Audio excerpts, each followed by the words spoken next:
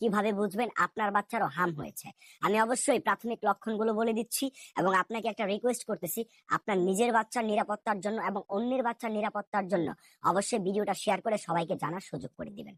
হামের প্রাথমিক লক্ষণ হলো আপনার বাচ্চার জ্বর আসতে পারে, হাঁচি কাশি থাকতে পারে এবং তার চোখে কিংবা কানের পেছনে লালচে বা সাদা ধরনের দানা দানা আকৃতির নোনতি কিংবা ফেরার মতো লক্ষণ দেখা দিতে পারে।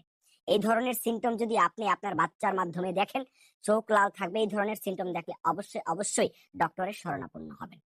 এবং হাম কত বছর বয়সী বাচ্চাদের হয়? 6 মাস থেকে 5 বছর বয়সী বাচ্চাদের হাম হচ্ছে।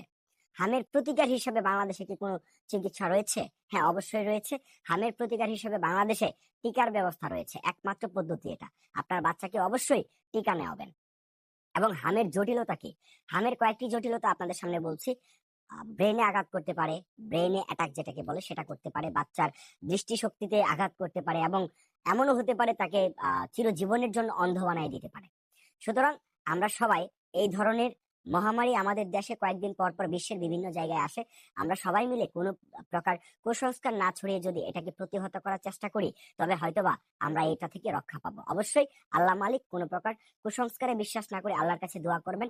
এই ধরনের সিমটম দেখলে আপনার বাচ্চাকে ডক্টরের কাছে নিয়ে যাবেন এবং এই হাম থেকে অবশ্যই আপনার বাচ্চাকে রক্ষা করতে টিকা দিবেন, ডাক্তারের পরামর্শ নেবেন। ভিডিওটা শেয়ার করার অনুরোধ রইল, কারণ এই ভিডিও বার্তাটির মাধ্যমে আপনি নিজেও সতর্ক হন, অন্যকে সতর্ক করে দিন। Thank you.